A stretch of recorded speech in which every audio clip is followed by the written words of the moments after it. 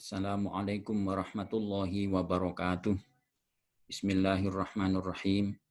Saudara mahasiswa semester 6 FK Unisma, topik kita tentang agama Islam 6 ke sesi ke-9 ini tentang kontrasepsi dalam pandangan Islam. Mari kita pahami dulu konsepnya. Apa itu kontrasepsi? Tentu dari akar kata konsepsi yang berarti kehamilan atau hasil dari fertilisasi. Nah, kalau kontrasepsi artinya mencegah atau juga dalam arti lebih umum dikatakan sebagai perencanaan kehamilan atau pengaturan kehamilan bisa juga. Nah, di Indonesia ada satu program yang dicanangkan pemerintah namanya program keluarga berencana. Nah, bagaimana pandangan Islam tentang keluarga? Di Islam memiliki perhatian yang cukup besar terhadap penataan sebuah keluarga karena keluarga adalah unit terkecil dari suatu masyarakat, satu bangsa. Apabila keluarga-keluarga itu terbangun, tertata dengan baik, maka baguslah satu masyarakat. Tetapi kalau sejak di tingkat keluarga sudah tidak tertata dengan baik, tentu juga akan menghasilkan masyarakat yang tidak baik. Wal'iyadzubillah. Oleh karenanya, kalau kita perhatikan ajaran agama Islam, bahkan sejak awal pembentukan sebuah keluarga itu sudah ditata, ada aturannya, ada syariatnya. Nah, mulai dari munakahat. Jadi keluarga dibentuk dalam satu akad atau kesepakatan yang disebut dengan akdun nikah. Nah, ini ada syarat-syarat, ada prosedur, ada hak, ada kewajiban, dan seterusnya. Jadi kalau sudah terbangun sebuah keluarga, ada hak dan kewajiban masing-masing unsur keluarga itu. Hak suami, hak istri, hak anak, kewajiban suami, kewajiban istri, kewajiban anak, tentu masing-masing harus ditunaikan secara proporsional sesuai dengan ketentuan syariah. Juga ada pewarisan, perwalian, mahram, dan seterusnya. Itu yang timbul akibat adanya bangunan sebuah keluarga. Nah, keberadaan anak dalam keluarga itu menarik. Di dalam Al-Quran. Allah memberikan beberapa informasi. Ada kalanya anak itu disebut oleh Allah sebagai qurrata a'yun atau buah hati. Sesuatu yang ditunggu, didambakan, dan menyenangkan. Jadi qurrata a'yun itu menyenangkan pandangan, menenteramkan, membahagiakan. Di surat Al-Furqan ayat 74. Ada kalanya Allah sebut sebagai zinatul hayatid dunya, jadi perhiasan. Jadi tentu sesuatu yang menyenangkan, yang indah. Sesuatu yang bahkan bisa membanggakan. Al-Kahfi ayat 46. Tetapi Allah juga ingatkan, anak bisa menjadi musuh, bisa menjadi fitnah. Seperti di surat At-Taghabun ayat 14-15. Nah, secara keseluruhan oleh karenanya Allah katakan, anak itu merupakan amanah ya, yang harus dijaga, dirawat, diurus, ditata dengan baik. Nah, mari kita perhatikan surat Al-Furqan. Walladzina yaquluna rabbana hab lana min azwajina wa dzurriyyatina qurrata a'yun waj'alna lil muttaqina imama. Ini rangkaian ayat dalam surat Al-Furqan. Allah menceritakan tentang hamba-hambanya yang bagus dalam menghamba ya. Wa ibadur rahman alladzina yamshuna 'alal ardi hauna wa idza khatabahumul jahilun qalu salama walladzina yabituna rabbihim, dan seterusnya. Itu banyak. Jadi ibadur rahman itu hamba-hamba Allah yang penyayang, yang bagus ta'abbudnya. Mereka kalau berjalan itu ringan, tidak suka merespon orang-orang bodoh. Kalau orang bodoh bicara yang ngawur nggak usah ditanggapi. Lalu kalau malam suka bangun sholat, dan di antaranya adalah mereka selalu berdoa. Jadi yaquluna, mereka yang mengatakan, artinya dalam doanya, Rabbana hablana min azwajina, wahai Tuhan kami, anugerahkan pada kami melalui istri kami dan keturunan kami qurrata a'yunin, anak-anak yang menjadi penenang hati kami. Jadi penyejuk hati, penenang hati. Dengan anak itu menjadi senang, menjadi gembira, tadi itu sebagai buah hati, bisa menjadi dambaan dan harapan. Di banyak komunitas dan budaya kita juga mengenal hal seperti itu, termasuk di masyarakat kita. Anak itu tumpuan harapan nanti ketika orang tua sudah lanjut usia, gitu. Biasanya begitu ya. Jadi kalau orang Jawa biasanya besok dingengeri. Oleh karenanya dipersiapkan supaya bisa menjadi sandaran atau andalan ketika orang tua sudah menjadi lemah. Dan itu juga diajarkan dalam Al-Quran. Ya. Jadi, maka nanti manusia itu diciptakan oleh Allah sebagai khalifatan, makhluk yang berganti-ganti generasi. Tentu juga berganti-ganti peran. Ketika masih kecil, orang tualah yang mengurus anak-anak itu.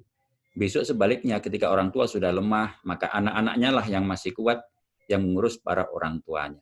Nah, ini sudah menjadi sunnatullah atau ketetapan Allah. Nah, surat Al-Kahfi, tadi dikatakan selain sebagai qurrata ayun, anak itu juga sebagai zinatal hayati dunya. Jadi al-malu wal banuna zinatul hayati dunya. Wal baqiyatu sholihat khairun inda rabbik sawaba wa khairun amala. Jadi harta dan anak-anakmu itu adalah zinatul hayati dunya, perhiasan dalam kehidupan dunia. Jadi seperti halnya harta, tentu sesuatu yang indah, sesuatu yang bisa menyenangkan. Tetapi amal-amal yang kekal dan solih adalah lebih baik pahalanya di sisi Tuhan, serta lebih baik untuk menjadi harapan. Nah, tetapi selain harta dan anak itu tentu amal-amal solihlah yang juga mesti disiapkan dan diandalkan nanti untuk diharapkan manfaatnya ketika di hadapan Tuhan. Nah, tentunya posisi anak dalam hal ini oleh Allah disamakan seperti halnya harta yang bisa didaya gunakan. Anak itu bisa bermanfaat bagi orang tuanya, bisa membahayakan orang tuanya. Oleh karenanya maka perlu ditata. Sama harta juga bisa bermanfaat bagi pemiliknya, bisa mencelakakan pemiliknya. Nah, disinilah Islam memberikan arahan, ajaran bagaimana menata, merencanakan anak-anak keturunan itu.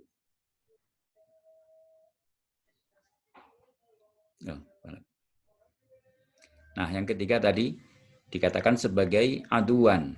Jadi Allah ingatkan di At-Taghabun, ya ayyuhalladzina amanu inna min azwajikum wa auladikum aduwallakum. Nah, jadi Allah ingatkan kepada orang-orang mukmin, sesungguhnya di antara istrimu, di antara anak-anakmu, nah, untungnya Allah katakan tidak semua, ya, ada sebagian. Ada sebagian istri itu menjadi musuh, yang lain tidak. Sama anak juga ada sebagian di antara anakmu itu menjadi aduan lakum, memusuhi kamu. Maksudnya apa? Di dalam beribadah tadi.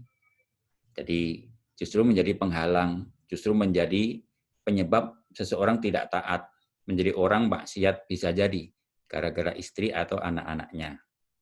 Maka oleh Allah fahdharuhum, maka hati-hatilah, waspadalah. Hadar tadinya takut, maksudnya tentu harus diwaspadai. Tetapi Allah sebutkan wa in ta'fu wa tasfahu wa taghfiru fa innallaha ghafurur rahim. Tapi kalau kamu memaafkan, tidak marah, mengampuni mereka, tapi terus membimbing mereka dengan cara yang baik, Allah Maha Pengampun dan Penyayang. Ayat berikutnya Allah tegaskan lagi, innama amwalukum wa auladukum fitnatun. Jadi kalau sini aulad bersama istri, sini aulad bersama almal. Sesungguhnya di antara hartamu dan anak-anakmu itu fitnatan, merupakan ujian bagi kamu. Fitnah itu ujian dimaknai. Wallahu indahu ajrun azim. Dan dalam hal ini, dalam mengurus harta dan anak-anak itu, Allah bisa memberi pahala yang besar kalau ditata, diurus dengan baik dan benar pula. Seperti hanya tadi. Jadi, al-mal wal banun zinatan hayati dunya. Tapi di sini fitnatan. Jadi zina itu bisa menjadi fitnah. Jadi fitnah itu ujian, bisa lulus. Kalau lulus dengan baik maka bermanfaat, tapi kalau gagal juga akan mencelakakan. Nah, jadi itu konsep Islam tentang keluarga dan anak-anak. Nah, oleh karenanya Allah mengatakan anak itu adalah amanah. Sebagai amanah itu titipan atau kepercayaan dari Allah untuk diurus, untuk dikelola, ditata, diatur dengan baik. Maka setiap orang wajib memenuhi kebutuhan. Jadi ini amanah ini tidak boleh ditelantarkan. Jadi kasih sayang, perhatian, sandang, pangan, tempat tinggal, pendidikan, kesehatan, dan lain-lain itu semua mesti diperhatikan. Jadi tidak boleh orang itu yang penting punya anak, tidak punya perencanaan. Nah, anak ini nanti bisa makan apa enggak lah, ketika bayi kan enggak mungkin cari sendiri. Nah, maka orang tuanya wajib mempersiapkan, merencanakan dengan baik. Nah, sekarang persoalannya ketika anak dalam posisi seperti itu, nah, lalu muncul pertanyaan bagaimana nih? Bolehkah pasangan suami istri atau orang tua itu membatasi, ya, mengatur jumlah anak ini tadi kaitannya dengan kontrasepsi ya. Sudah saya cukup anak 2 saja atau 1 saja dan seterusnya itu. Apa saja motivasi yang digunakan untuk membatasi? Bagaimana kalau membatasi? Apa tujuan membatasi itu? Nah, itu. Nah, ketika bahkan bolehkah pemerintah membuat aturan seperti di negara kita ini membatasi jumlah anak dalam setiap keluarga. Nah, ini nanti akan terjawab dalam konsep-konsepnya. Nah, secara prinsip tadi bahwa program yang namanya KB keluarga berencana tidak dilarang dalam Islam. Tentu dengan tujuan seperti ini ya. Jadi maksudnya adalah sesuai dengan ajaran Islam, mewujudkan keluarga yang sejahtera, yang berkualitas. Tentu ini ada alasan. Jadi artinya keluarga itu direncanakan, ditata. Tidak boleh orang berkeluarga sekedar modal nekat misalnya. Udah yang penting nikah dulu sah. Tidak begitu, ada persyaratan. Coba Nabi itu menganjurkan seorang pemuda menikah itu, melamar itu kan kalau dia sudah istitoah, sudah punya kemampuan. Jadi ya ma'syarus syabab manis tato'ah. Bukan yang sudah dewasa, tapi yang sudah punya kemampuan untuk menjadi kepala keluarga, untuk mengurus keluarga. Makanya lalu ya tidak hanya kemampuan material, termasuk kemampuan spiritual. Nah, jadi itu makna dari istitoah. Jadi mewujudkan keluarga yang baik. Yang kedua, melahirkan keturunan yang kuat dan tangguh. Nah, jadi program pengaturan keluarga ini adalah supaya anak-anak keturunan yang dihasilkan nanti anak yang kuat. Dan itu bersesuaian dengan firman Allah juga nanti. Dan mencegah timbulnya madorot atau bahaya. Jadi tidak boleh keluarga itu tidak direncanakan.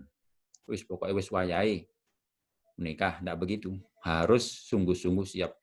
Buktinya Rasul itu, tadi dalam saya lanjutkan hadisnya, kalau seorang pemuda, meskipun sudah cukup umur, tapi kalau belum mampu, jangan nekat nikah, puasa dulu.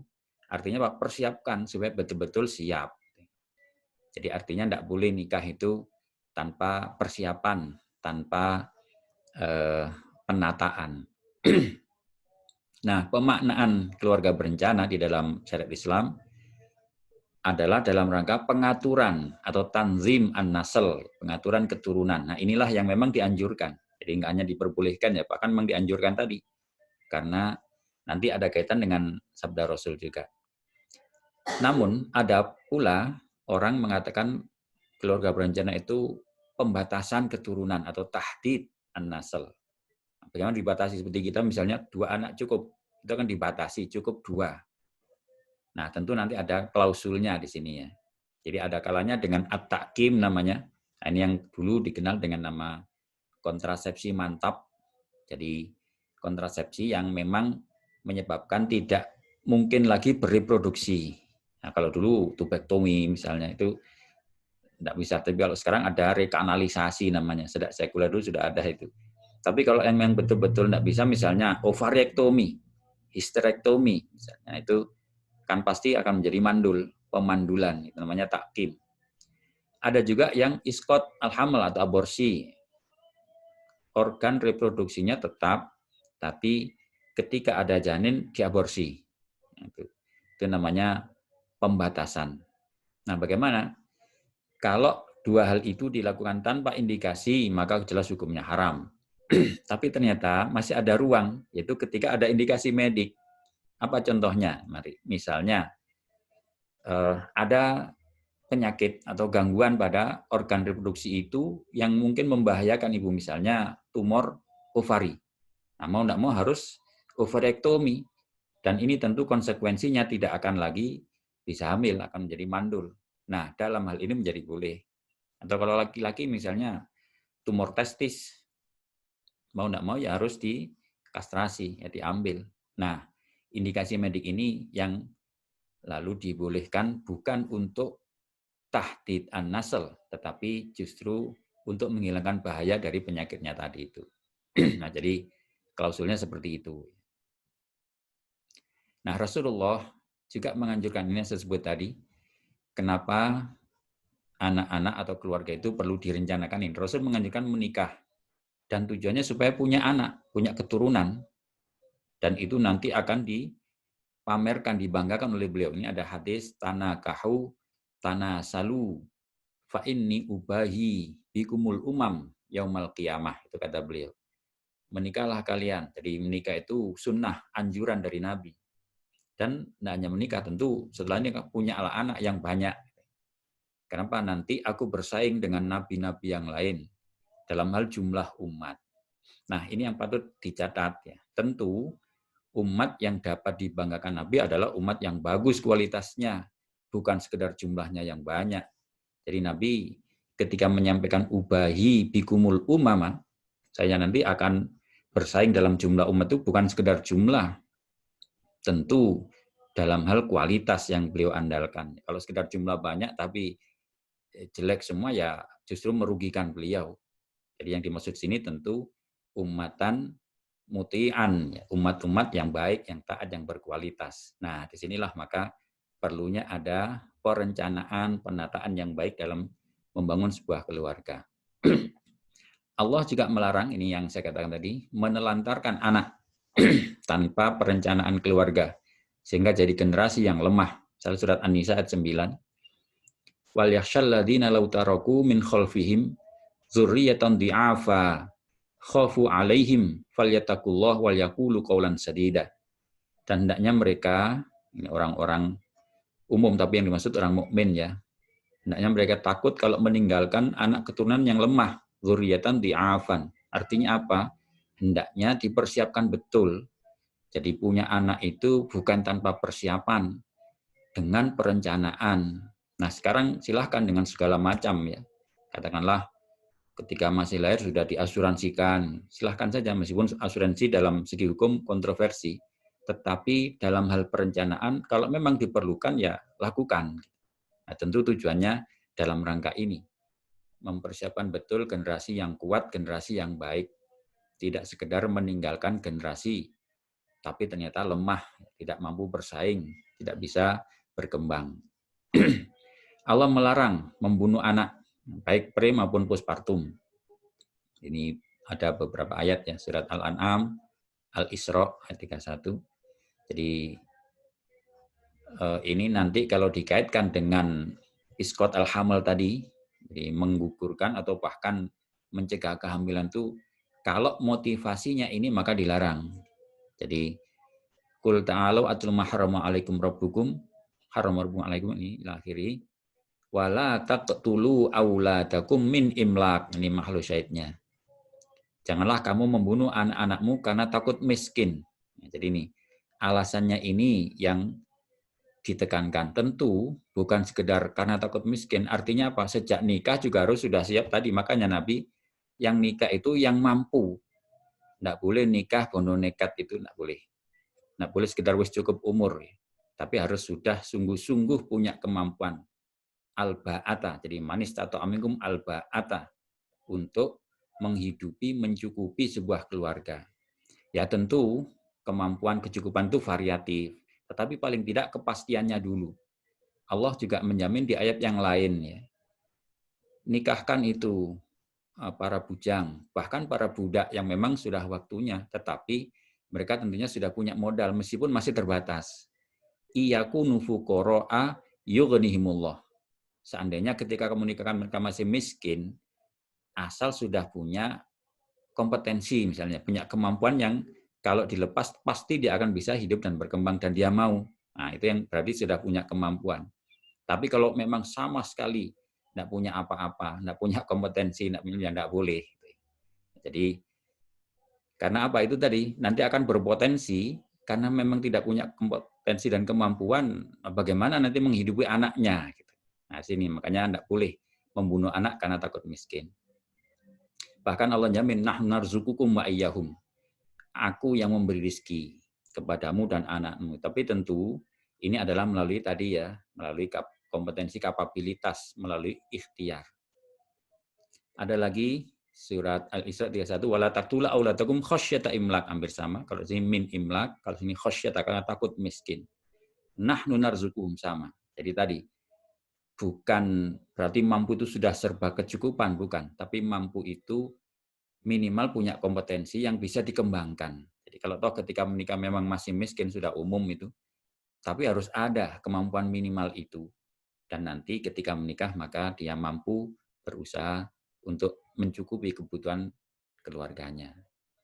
Nah, sekarang tentang kontrasepsinya sendiri, dalam ajaran Islam ada 5 syarat atau 5 aspek yang harus diperhatikan di dalam penggunaan kontrasepsi tadi ya. Jadi apa tadi? Apakah pencegahan, apakah iskot al-hamil, nah itu harus diperhatikan. Jadi yang pertama ini cara kerjanya. Jadi bahwa kontrasepsi itu harus mencegah, jadi man'ul hamil, bukan iskotul hamil.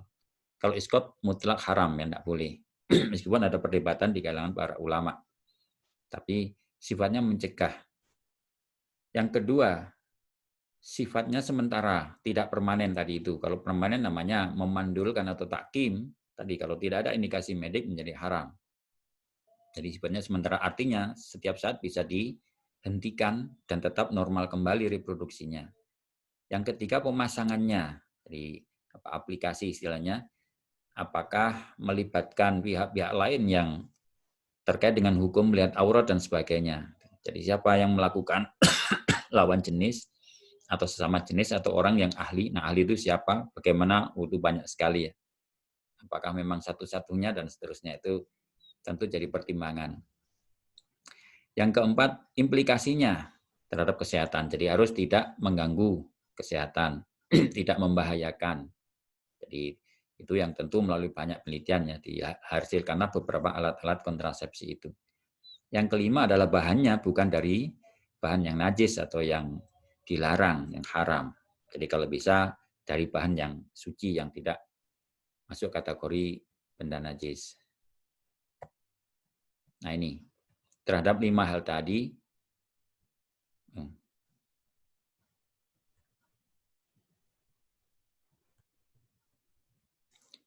maka yang pertama tentang cara kerjanya tadi haruslah tidak permanen atau sementara.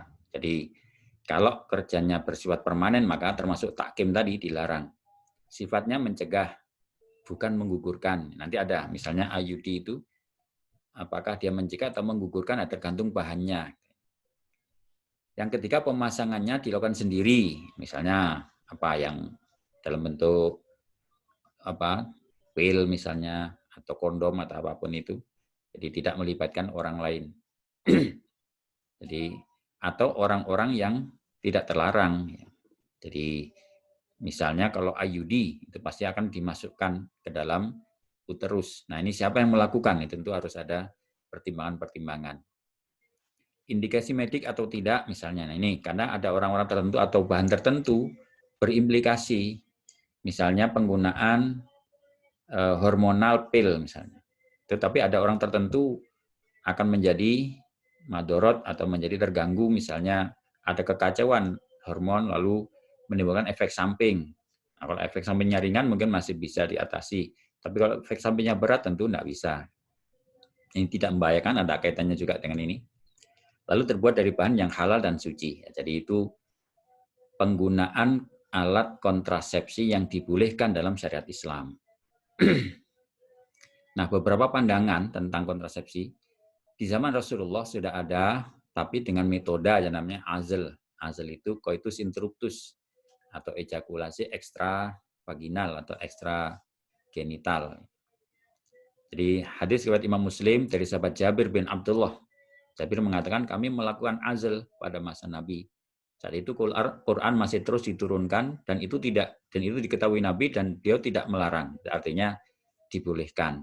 Nabi tahu, beberapa sahabat karena tanya kepada Nabi. Ini misalnya Abu Sa'id Al-Khudri disebutkan tentang azal di depan Nabi. Beliau bertanya, mengapa di antara kalian melakukan hal itu? Karena tidaklah seorang pun di antara makhluk kecuali Allah penciptanya. Nah, jadi Nabi tidak tegas melarang, meskipun juga mempertanyakan, kenapa harus begitu? Apakah hubungan koitus itu nanti menghasilkan konsepsi atau tidak? Itu kan tidak bukan kemampuan manusia, tapi sepenuhnya Allah sendiri.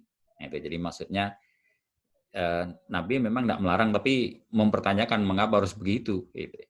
Nah, jadi belum tentu koitus itu menghasilkan konsepsi.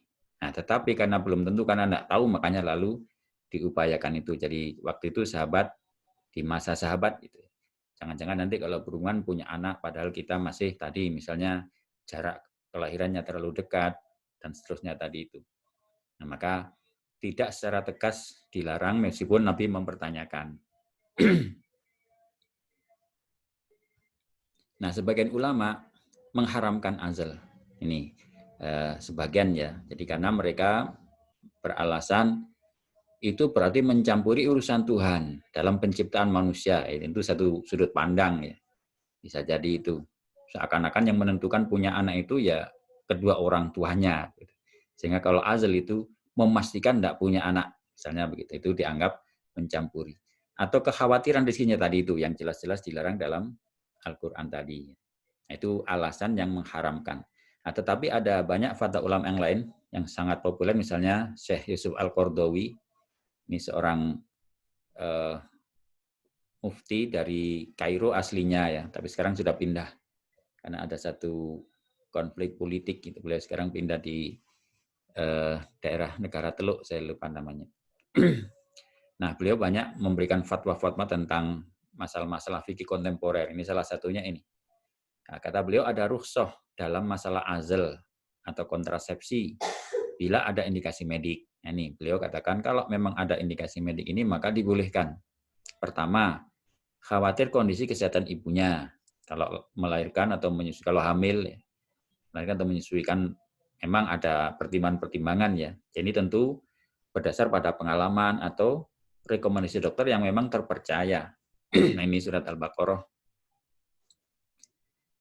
Wa anfiqu fisabilillah wala tulqu biaidikum ila tahlukah. Ini dilarang membahayakan diri sendiri atau orang lain. Jadi kamu jangan jatuhkan dirimu ila tahlukati dalam kebinasaan, di sakit misalnya ya. Jadi itu tidak boleh. Sudah jelas dulu punya pengalaman ketika hamil itu misalnya mengalami gangguan apa gitu, mengalami sakit tertentu, hormonal atau apapun itu, dan dokter sudah merekom sebaiknya tidak hamil lagi misalnya. Nah, itu jelas-jelas ada rekomendasi dari ahli, maka tidak boleh secara sengaja wis hamil lagi apa kata bakaran, tidak boleh begitu. Ya, sama seperti orang sekarang ya, adanya virus ini, udah tidak usah takut virus, takut sama Tuhan, tetap aja ke masjid ngumpul ya, tidak boleh. Jadi itu namanya menjatuhkan diri dalam kebinasaan. Jadi Allah melarang. Yang dua, bukan ibunya tapi mungkin janinnya. Jadi khawatir terhadap kondisi kesehatan janin atau ini terpenuhnya kesejahteraan dan kebutuhan ketika lahir nanti. Ada satu riwayat di zaman Nabi, telah datang seorang laki kepada Nabi, wahai Rasul, aku melakukan azal saat berhubungan. Mengapa kamu melakukannya? Nah, dia menjawab, saya khawatir anak saya akan lahir.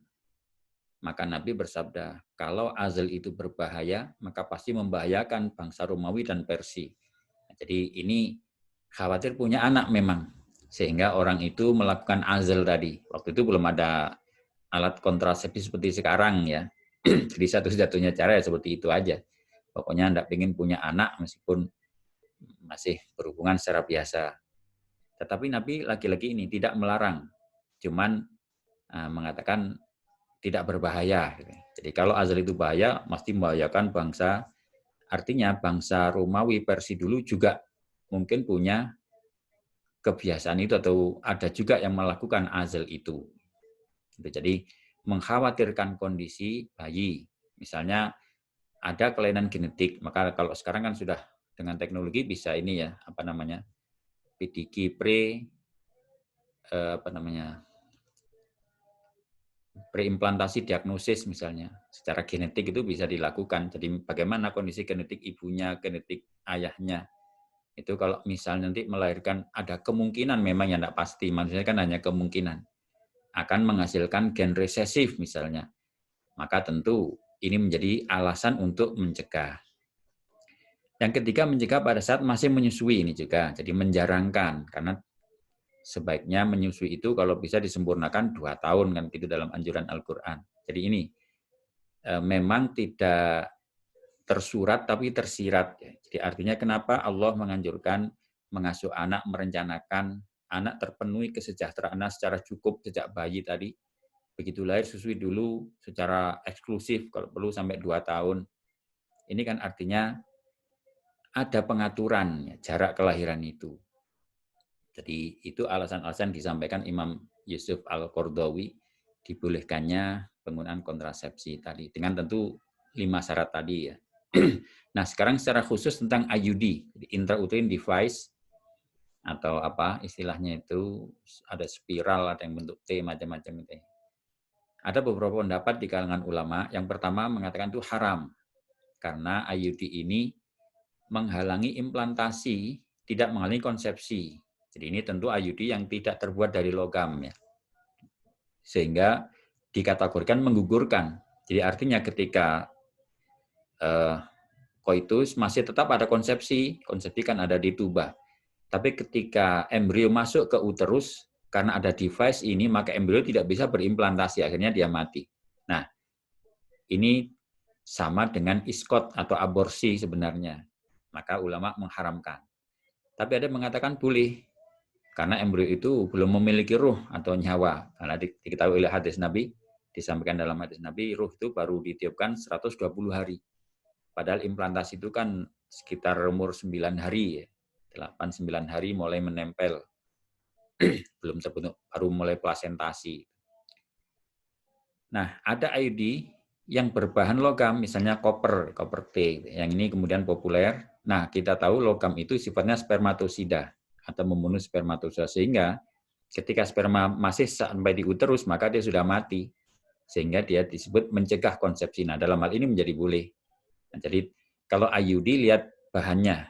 Kalau dari bahan yang inert biasanya dari plastik atau apa yang penting hanya menjadi device di uterus saja, tidak menghalangi konsepsi itu dilarang atau diharamkan. Tapi kalau memang mencegah konsepsi karena device-nya itu sendiri menjadi spermatosit, nah ini sebagian membolehkan.